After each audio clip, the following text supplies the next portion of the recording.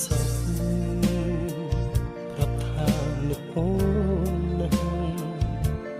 ចងចាំច្បាស់ពាក្យពេចន៍រំលឹកស្នេហាជំនួរំភើ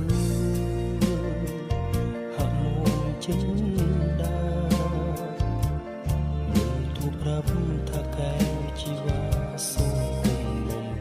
បងទូរស័ព្ទរៀបរាប់ពាក្យពេចន៍ហួមិត្តភាសាបឹកដូររាល់ថ្ងៃយប់សេញជិះសិនជិះរលងរាំងព្រួយលេទេបងនឹកនេះស្ងួ